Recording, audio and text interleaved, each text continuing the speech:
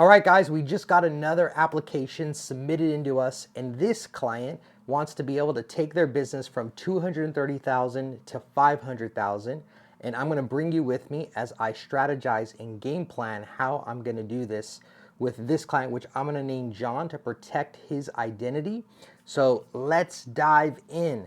So we could see right now, it says what best describes his current business. He's at about 250,000 a year to 500K, but currently in the last 12 months, he's done 230,000.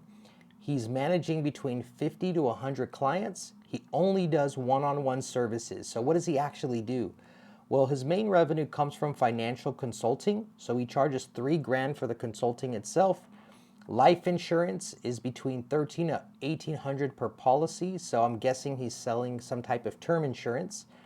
He also has investments where he'll make about $1,000 to $4,000 per sale, and a crypto portfolio management, which can go anywhere from $4,000 to $40,000, but it just takes a few years to generate that return because he's getting, I'm imagining a percentage of the growth of that because it says that he waits for the market maximization on that. And then he has tax filing and preparation return services, which is a new service he's added, which is around 200 to 5,000. So his main income is coming from insurance and investments and consulting. So all of his revenue currently comes from live calls. He's at capacity. What he feels most is unsustainable is currently he's doing everything on his own. How many of y'all watching can relate to that, where you're the one generating the leads and you're making the sale and you're doing onboarding and you're having to manage everything? That's exactly where John is right now. Where his leads are coming in from, he's getting them from organic content. So he's posting on his social. He's getting mainly referrals. His email list is another one, and DMs and outreach. So everything right now in his model is coming down to taking on calls. He does have an email list that has 800 people on it, which if you have an open rate of, let's say, 20% even, he's maybe having 160 people open up the email if he has a good relationship with his list. And then times like 3% click through, he's hardly getting any leads from email. So it's not his main source. I can tell by the size of his list. So as we look at some other details here. So who's currently on his team? He has one VA that is mainly helping him with client follow-up.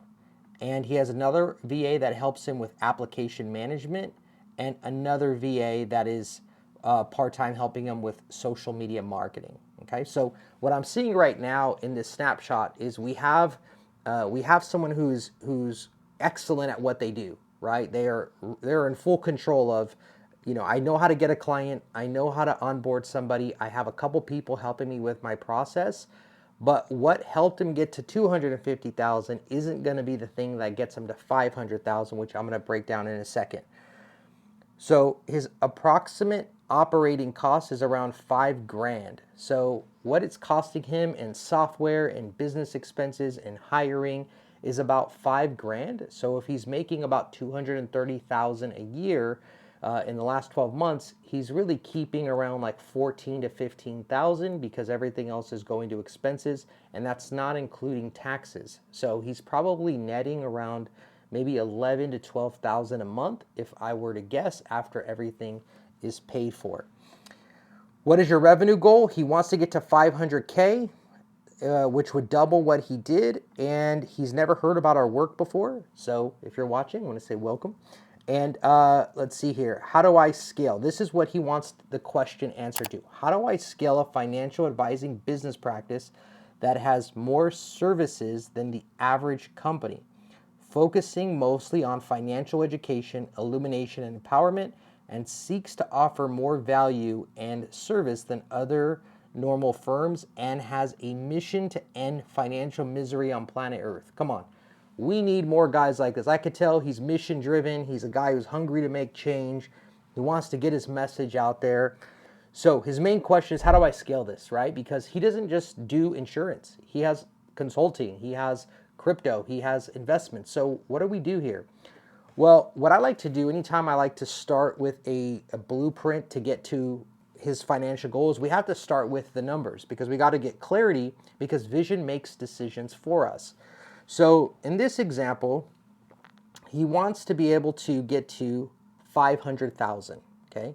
When we take an average of all of his services, his annual value per client his average client value, his ACV, is about 5,000 a year. If you were to take like his highs and lows and his averages, he's making about $5,000 per client. So if you do the math on that, you divide that by 5,000.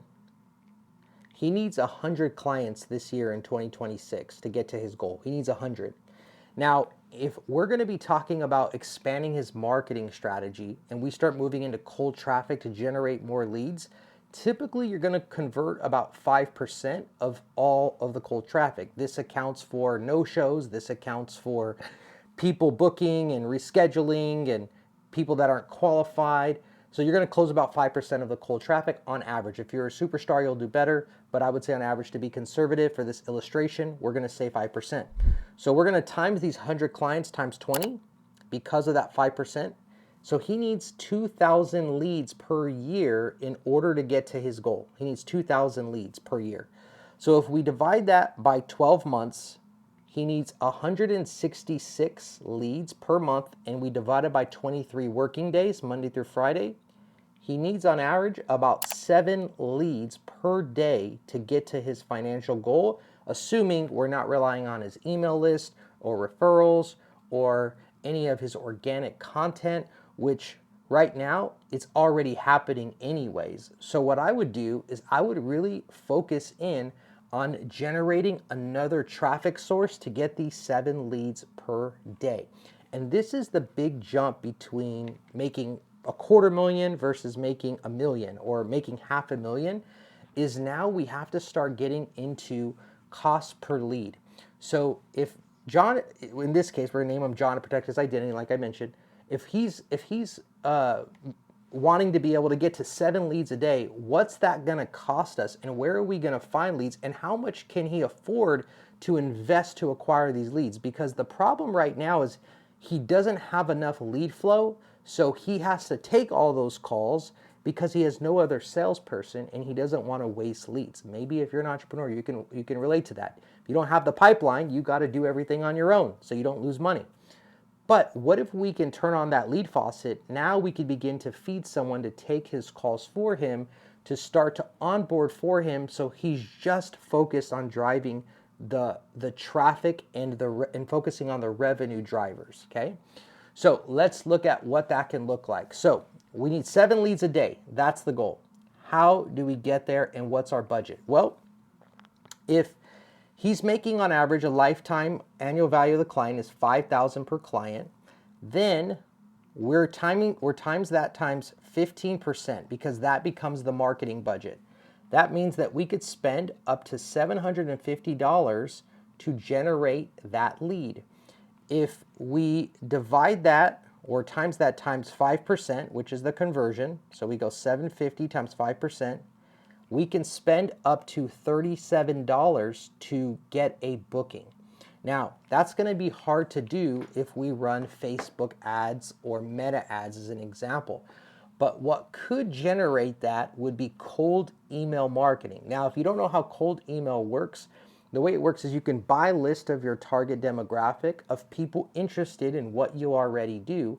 And what's cool about this strategy is you can buy a list of 2,000, 5,000, 10,000, and every increase that you go up may only cost you $100 to $300 every bump in increased traffic. So you can be able to get into the main inbox of your target audience without having to pay for without having to worry about the creatives that go into Meta, which can be very cost saving. So if we can get a booking through a cold email marketing campaign at $37, we now have a 15% budget allocated for marketing, which then would create the momentum to get those 7 to 10 calls booked per day, which then would fill we need to have a setter for John. A setter is somebody who can come in and take that original phone call and be able to vet and filter whether they're going to be good for insurance or investments, so only the qualified people move into his calendar. Then what we want to do is we want to get another salesperson who's a junior who could begin to take on these calls so that John is not the only salesperson this year. What that would do is now create a pipeline where they go into onboarding. And this is where he can have a client manager step in to start to onboard some of these clients without John having to be in every meeting. Now we start to put John at CEO, and so he's focused on the revenue drivers. Okay, so what am I talking about here as far as revenue drivers? We have tier 1 traffic. This could be cold email, eventually get into meta advertising. If we could maybe do retargeting ads to his existing following, because he is posting content, and being able to run big partnerships with people that have his audience that we can share, because we have up to $37 to acquire a booking. Those are tier 1 revenue drivers. Tier 2 revenue drivers are going to be like warm traffic, text marketing, maybe smaller tier JV partnerships, setters like he has his DMs. These are all supportive, but they're not revenue drivers. They're not the thing that's going to actually get him to this 500K goal.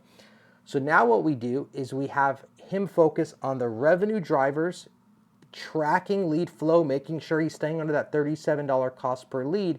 So every day, John is starting his day looking at the dashboard instead of getting into the weeds, looking at policies, looking at, trying to generate the next referral, trying to take every single sales call. We now put him in the CEO spot. So John, if you're watching this, you might have some further questions. I'm going to send this over to you with the link to our calendar so that our team can support you and what it would look like to implement some of these traffic strategies, get you out of doing all the sales marketing on your own. And if you're watching this on YouTube and you want to be able to submit an application so that we can review your business, what I'm going to do is put the application here below. And then what our team will do is we're going to be able to vet only a few. We can't do them all at once, but we'll look at what you have in your business and then begin to give you some strategies on how you can grow to that $500 or $1 million year to be able to stretch your vision of what's possible. So that is our application review today to help John get to 500K from 230,000. Thanks for watching, and don't forget to fill out the description below so that we can look over your application possibly and do a review on your biz. Let's go.